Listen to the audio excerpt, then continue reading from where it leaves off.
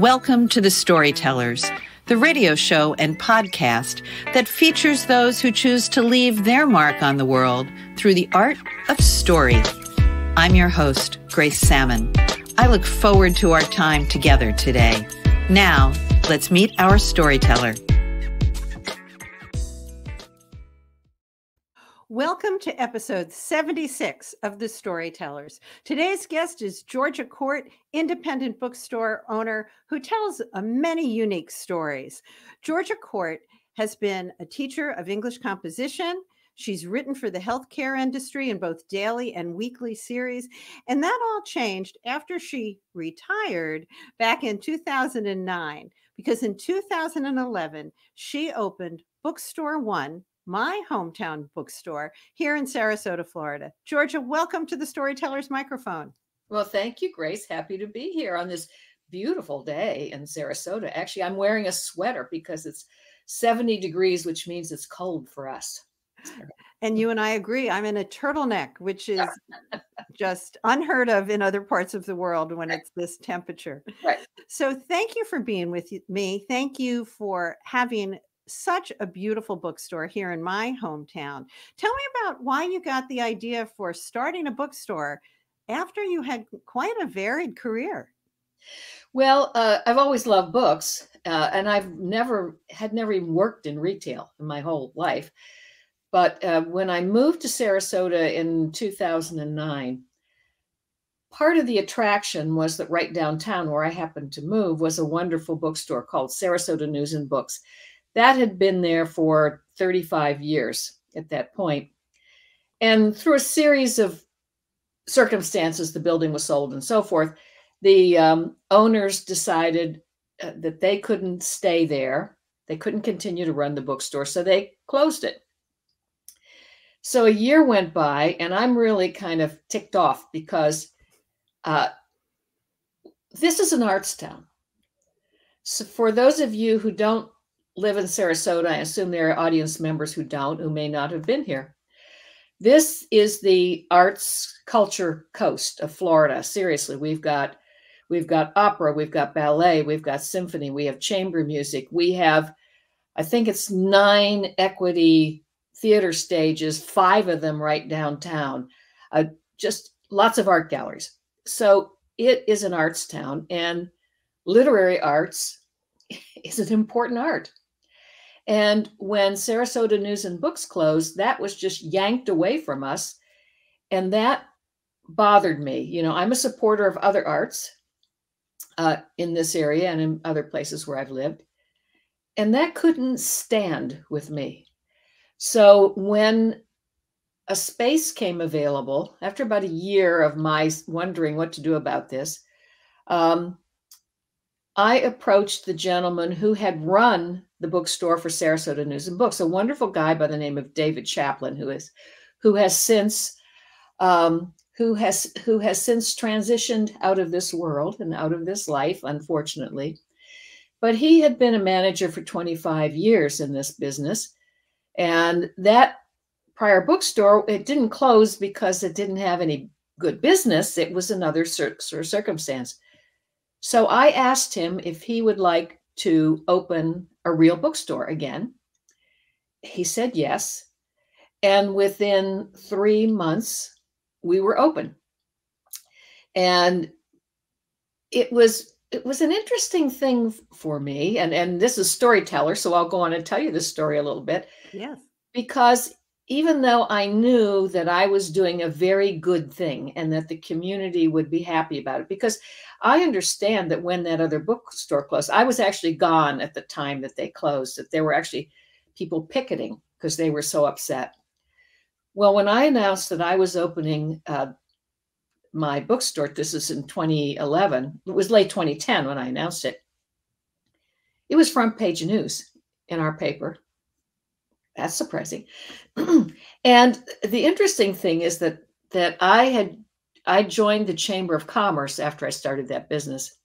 And the Chamber of Commerce here has a gathering of business owners who are new to business in town, just to introduce them to what the chamber does to each other. So I went to one of those meetings, and it's in a big conference room, and there were I'm going to guess there were 35 of us around that table, and everybody went around the room talking about what their businesses were, introduced just briefly.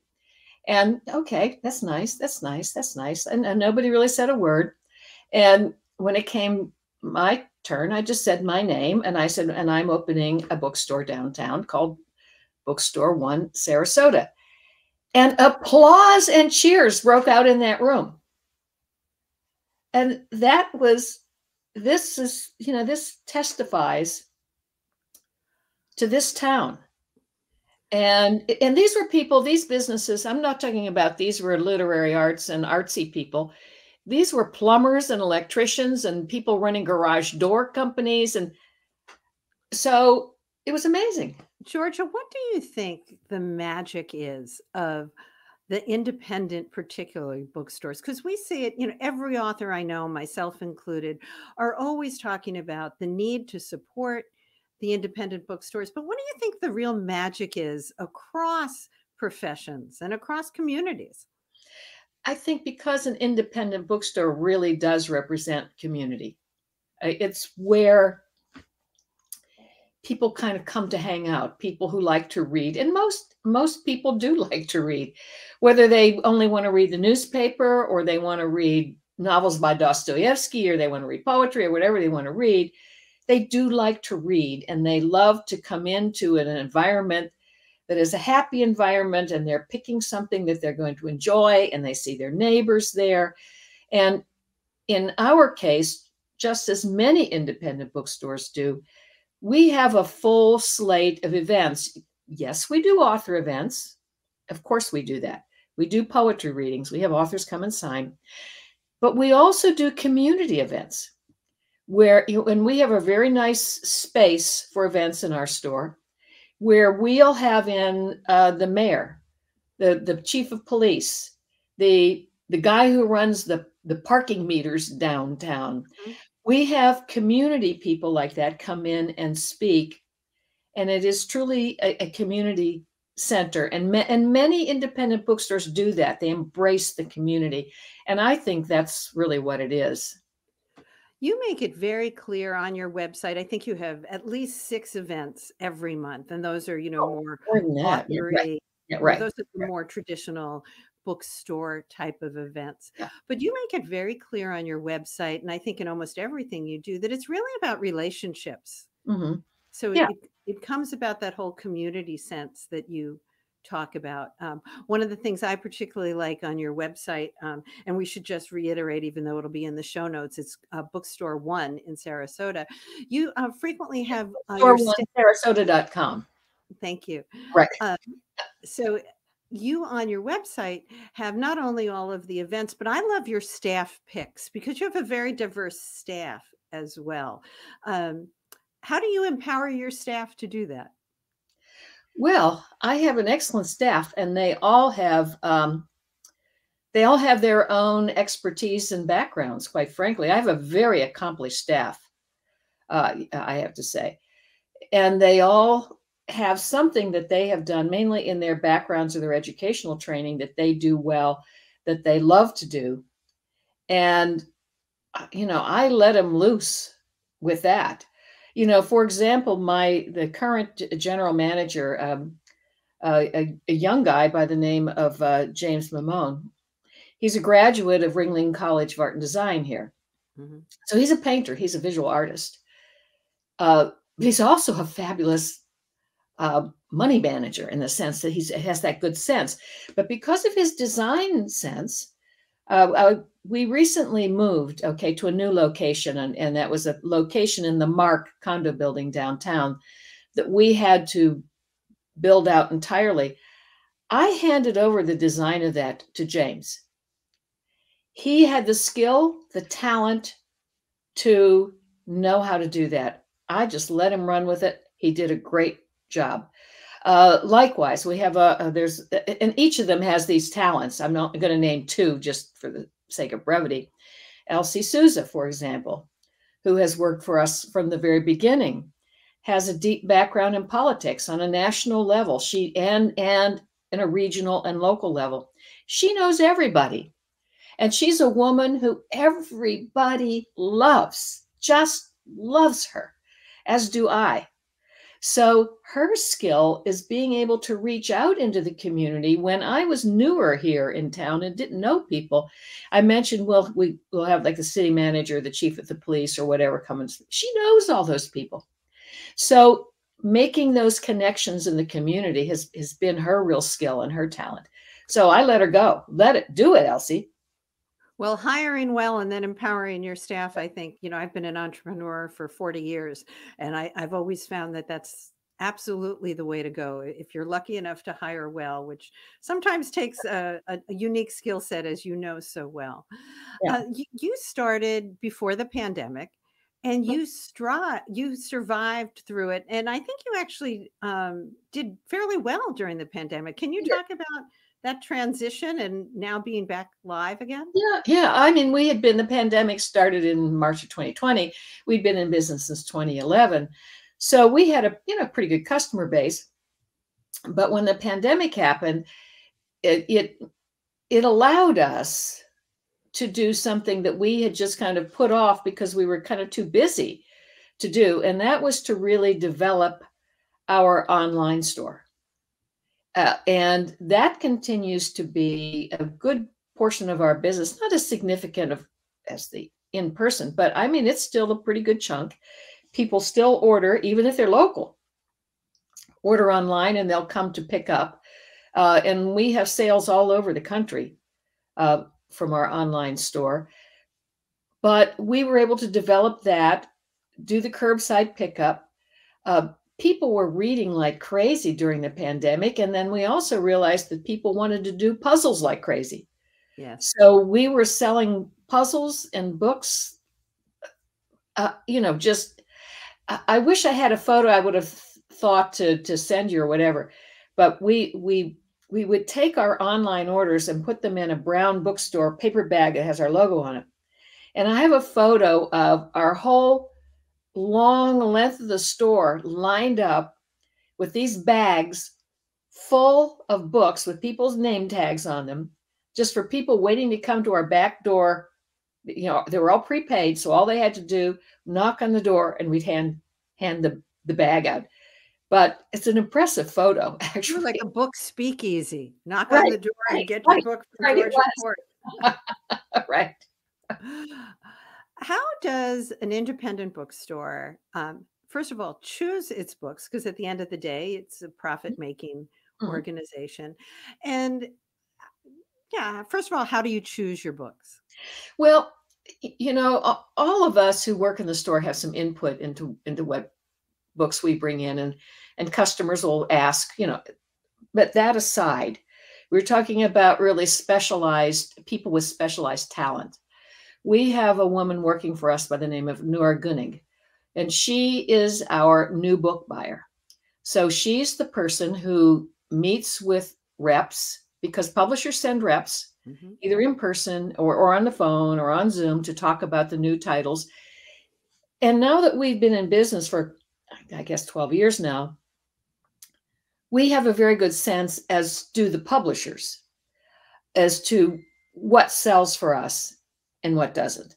So, with that history behind us and a very knowledgeable, very intelligent person doing the buying, so once again, I let her run with it. Other than the few things that one of us might say, gee whiz, I really wish we might try that. But that's the little chunk of it. I'm always interested in that because, I've been published traditionally and I've been published independently. My 3 educational books were published traditionally, and my last book is a novel, was published independently. And, I did all the right things. I have the Amazon, I've got the Ingram Sparks. I always tell people in the world of books, I always thought the Library of Congress actually blessed your book with an ISBN number. I didn't know you just bought them. Just bought it.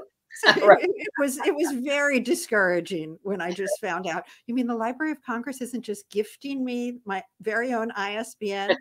So I think as an independent author, there are things that I learned about, multiple ISBNs, whether it's for the audiobook or the ebook, or whether it's for an Ingram Sparks release. Is there any way for independent authors to really navigate their way into independent bookstores? It's very difficult. My short answer is no. I mean, there at our store, we hold twice a year a book fair for local self-published, independently published authors, and it would be a weekend, 2 weekends a year, when they can bring in their books, and we'll bring the books into the store and they can sell them. But as a practical matter, we can't take up, and I'm sure this is true of all independent bookstores. Yeah.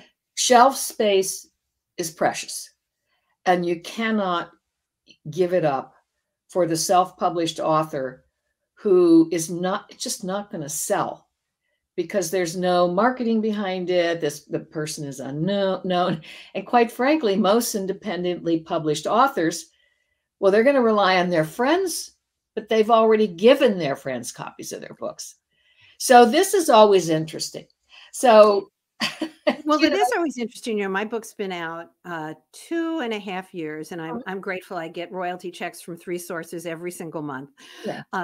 But the thing that I think is remarkable is traditionally published or indie published. And, here on the Storytellers and in my other radio show, Launchpad, I have far more traditionally published authors. I would say that the amount of marketing authors have to do, regardless of how they're published, yes, is absolutely remarkable. Oh yeah, and unless you were a top name like John Grisham or somebody, yeah, it is a full-time job, I have to say, to be an author and to publicize your own book and to reach out. I mean, even famous people, and I'm going to use Kathy Geiswhite as an example. She's the person who did the Kathy cartoons. Mm-hmm, sure. Remember that. She had a new book come out, I don't know, a couple months ago, I guess. And her mother, who's now 96, lives in Sarasota. So when Kathy comes, she came 4 or 5 years ago. She and her mother did an event at our old location, full house. Once again, she called us to say, I'm going to come back into town to visit my mother. My new book is out. Could I do an event? So what I find interesting about that is she's a really well-known, lovely, lovely person, well-known in her own right. There was no publisher reaching out to us. Right. It was Kathy herself who called and said, I'm going to be in town. I have a new book. Could I do something? Absolutely. And that's what I find over and over again. I have a good friend, Barbara Davis, who her last book is becoming a Broadway musical. Her new book is already a bestseller. It's not out yet. But that's really the name of the game. It's the amount of work that authors have to do to promote their work, and then to obviously work so closely with bookstores. Every bookstore is so unique, and you have kind of a unique niche of your own in terms of poetry, isn't it? Yes. We have a very large, relatively speaking, large poetry section. We run poetry workshops, and we run poetry book clubs. But the thing that we do every year and have done since 2012 is something called Poetry Life.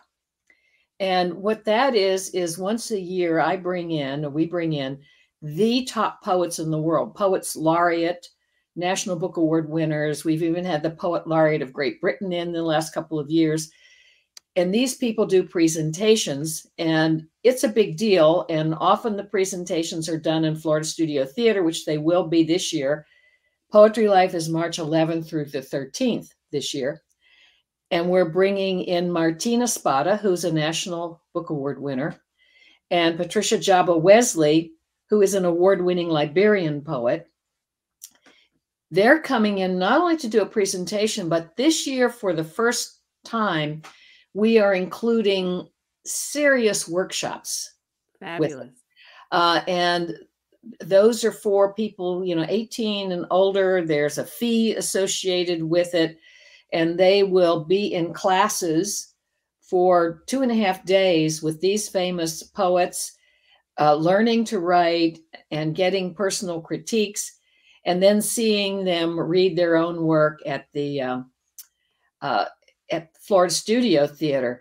So that's going to be terrific, and that's March 11th through 13th, and that's on our website. And SarasotaBooks.com is the website. I think I misspoke before because I gave you, I think, my old address. It's SarasotaBooks.com. But also, I personally, and we at the bookstore, are a big supporter and sponsor of Sarasota's first ever youth poet laureate, who was selected in November, and we brought in Ada Limon, current U.S. Poet Laureate, to give the award to Sarasota's first youth poet laureate. And it was a terrific event at the historic Oslo Theater. So yeah, we do a lot with poetry. Georgia, our time went so quickly. I love that you gave us an insight into the behind the scenes at an independent bookstore, and also shared all of the amazing things that you do at yours. I hope you'll come back on the Storytellers as your own work evolves, and tell people one more time how they can find out more about you and your online bookstore as well. Okay, well, the bookstore, our events and online shopping is at SarasotaBooks.com. And we have a phone number. It's 941-365-7900. And we're at 117 South Pineapple Avenue, downtown Sarasota, in the big, beautiful new Mark condo building. So come see us. Georgia, thank you for being with us. We are a town that gets lots and lots of visitors. Storytellers is heard in 153 countries, but no matter where you are in the world, please check out Georgia's website. This has been a copyrighted episode of The Storytellers by Grace Sammon and Authors on the Air Global Radio Network. Georgia, thank you. Thank you. That concludes this episode of The Storytellers. I'm so glad you could be part of the story today. I hope you share the stories, tell your own, and come back for another episode, because when our stories are told, everything changes. I'm Grace Sammon.